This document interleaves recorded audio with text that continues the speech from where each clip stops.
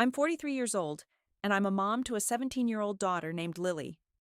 I've raised her mostly on my own since she was little, until I married my husband Kevin 5 years ago. He has a daughter from a previous relationship too, Sophie, who's now 18.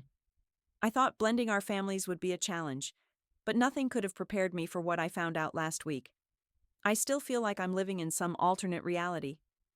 When Kevin and I got married, we agreed to treat both our daughters fairly. We made a lot of promises: equal support, shared holidays, open communication. It wasn't always perfect, but we did our best. Or at least, I thought we did. A few years ago, Kevin and I set up 2 college funds, one for Lily, one for Sophie. Same bank, same amount of money, same access rules. We even got matching binders with financial planning stuff to track it all. Kevin was in charge of maintaining both accounts since he worked in finance, and I trusted him. I never once imagined he'd mess with it, let alone help someone steal from it. Last week, I logged into the college fund account for Lily because we needed to finalize tuition payments for her early decision school. That's when I noticed something strange. The balance was way lower than it should have been.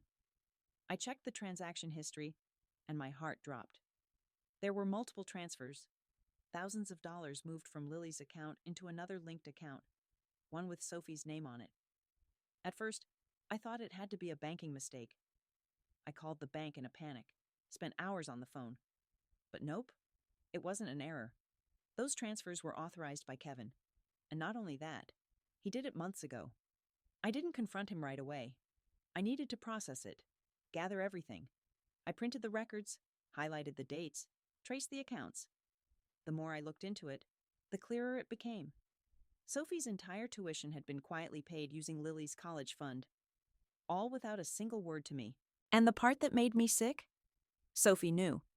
She's been posting online about how grateful she is that her dad stepped up to help her avoid student loans.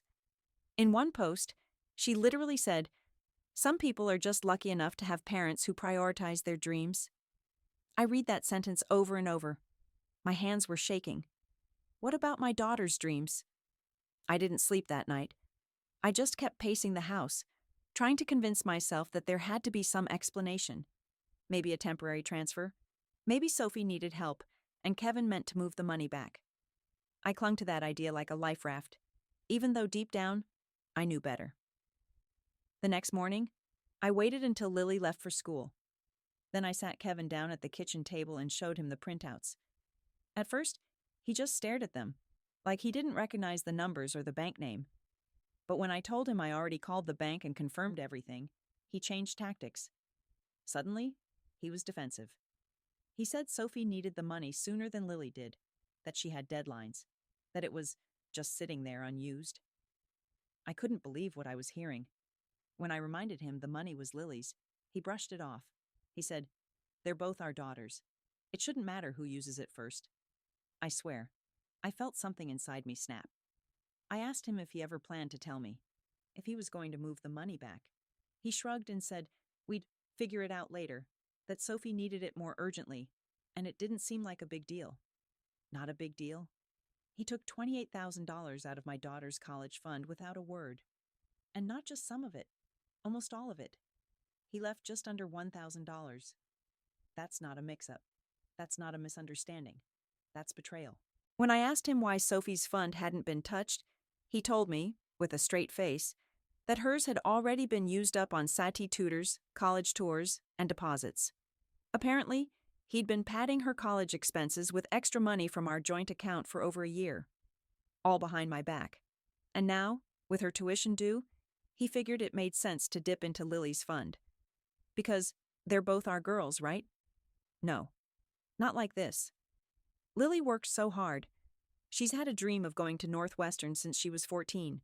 Straight A's, early morning SAT prep, late night study sessions, every club you can think of. She earned that future. And I was so proud to tell her she wouldn't have to worry about loans. Now I have to look her in the eye and tell her the money's gone. Kevin told me not to make this a war between the girls, that it would only cause resentment. But the resentment's already here. And he's the reason for it. I haven't said anything to Lily yet. I don't know how. The thing about betrayal is, It doesn't come all at once. It unspools slowly. One lie leads to another, and suddenly you're staring at a version of someone you never imagined they could become. That's how it felt watching Kevin sit across from me at the table that morning. Calm, like we were having a discussion about groceries, and not the fact that he gutted my daughter's future behind my back. I didn't scream. I didn't cry. I just sat there, numb, as he kept talking like what he'd done was reasonable. He even had the audacity to say, "Sophie's always felt like she's had to fight for my attention. I thought this would show her she's not second place." I couldn't even respond to that, because all I kept thinking was, "So you made Lily second place instead?" After a few hours of silence between us, I packed a small bag and left. I didn't go far, just to my sister's place across town. I told Lily I had a work thing and that I'd be back the next day. I couldn't look at her yet. I needed to figure out how to tell her the truth without breaking her heart. My sister, God bless her, went full protective mode the second I showed her the transaction records. She offered me her spare room indefinitely and even started researching financial aid options for Lily before I finished my story. It was the first moment I didn't feel completely alone. The next day, Kevin texted me. Just one sentence. "Have you calmed down yet?" No apology. No remorse. Just that. And that's when I knew there was no fixing this. Not even a week ago, I would have done anything to keep our family intact. But now, I couldn't unsee who Kevin really was. Someone who would betray a child who wasn't his blood because he thought she wouldn't notice. Someone who thought I'd just accept it. I stayed at my sister's house that night too. But the following morning, I went home. Not for Kevin. For Lily. She was sitting on the couch, studying for an upcoming scholarship interview. She smiled when she saw me, completely unaware of the storm about to hit her life. And I realized I had to tell her. I couldn't protect her from this. But I could be honest. Telling Lily was one of the hardest moments of my life. I waited until dinner, when Kevin was out of the house, thankfully still giving me space after his ridiculous text. I made her favorite pasta, not because I thought it would soften the blow, but because I needed something to do with my hands. I was so anxious I kept stirring the sauce long after I turned off the burner. When we finally sat down, she could tell something was wrong. I didn't dance around it. I told her there was something important I needed to talk about, and that it was about her college fund. At first, her face didn't change. She just looked confused, maybe thinking I was going to say we had to dip into it for a car repair or something small. But as I laid out the facts, how the money had been moved, how it was used to pay Sophie's tuition, and that Kevin had done it without telling either of us, her face changed. Slowly. Like someone dimming a light. She didn't cry. She didn't yell. She just sat there, completely silent. Then she said the quietest, most heartbreaking thing I've ever heard come out of her mouth. "So, I'm not going to college?" It hit me like a freight train. I told her that of course she was going to college, that I would sell my car, pick up a second job, do whatever it took. I even mentioned student loans, which I never wanted her to need, but I couldn't hide it anymore. Our plan had been shattered. Lily didn't say anything after that. She just got up, went to her room, and closed the door. I stood in the kitchen for over an hour, just listening. But I never heard her cry. Not once. That made it worse somehow. The next morning, Kevin came home like nothing had happened. He acted casual, asked how my little break went, then told me we needed to start thinking about what to do next. He actually had the gall to suggest we split what was left in Sophie's account to even things out. I don't even remember what I said. I was shaking. I think I told him I wasn't interested in sharing the scraps he left behind after gutting Lily's future. I just walked away. I needed to think, fast. Because Lily was shutting down, and Kevin clearly didn't care. And that's when something unexpected happened. Lily did something I never saw coming. The next morning, Lily didn't go to school. I was about to knock on her door when she came out, fully dressed, backpack on, face set like stone. She didn't say good morning. She didn't make small talk. She just looked at me and said, "Can you drive me to Sophie's school?" I was confused. I asked why, and she said, "Because if you don't, I'll take the bus. But either way, I'm going." I didn't know what she planned to do, but I nodded and grabbed my keys. I figured she wanted to confront Sophie. Maybe get closure, maybe scream at her. I didn't know. But I wasn't going to stop her. She deserved answers. The entire drive, she didn't say a word. Just stared out the window like she was replaying every moment of her life in reverse. When we pulled into the school parking lot, she finally looked at me and said, "Don't wait." I parked anyway. She walked in with her head held high. 15 minutes later, she walked back out, face unreadable. She got in the car, buckled her seatbelt, and only said one thing. She admitted everything. Turns out Sophie didn't just know about the money being moved. She was the one who asked for it. She told Lily that she deserved it more, that it wasn't fair Lily had a perfect little life, while she always had to fight for scraps. She said Kevin told her not to worry about it, that Lily would be fine, and that I'd make it work somehow. Lily said she just stood there while Sophie talked, letting her dig her own grave. Then she turned around and walked away. No yelling, no crying, just walked out. Back in the car, she asked if we could go to my sister's place. Not home, not our house, my sister's. That was the moment I knew we weren't going back. Not really. Not to Kevin. Not after this. When we got to my sister's, Lily went straight to the guest room and closed the door. I stayed in the living room, shaking, and then I checked my email. That's when I saw it. An email from Northwestern's financial aid office. Subject line: urgent. Status update: college fund discrepancy. My stomach dropped. My hands were trembling so badly I could barely tap the screen. I opened the email and started reading, and with every sentence, my heart sank further. Apparently, Lily had submitted her FAFSA and linked it to our financial documents weeks ago, which included her college fund account. But after the latest updates to the account balance, Northwestern flagged a discrepancy. The fund had suddenly dropped from nearly $30,000 to less than $1,000, and it triggered a reassessment of her financial need. They weren't accusing us of anything, not yet, but they were requesting documentation to explain the withdrawal. If we couldn't provide a valid reason, her financial aid package could be reduced, possibly revoked. I felt sick. This wasn't just about broken trust anymore. Kevin's actions weren't just selfish. They were actively threatening my daughter's ability to go to college at all. That night, I didn't sleep. I stayed up digging through every email, every document, every transfer receipt Kevin had forwarded me over the years.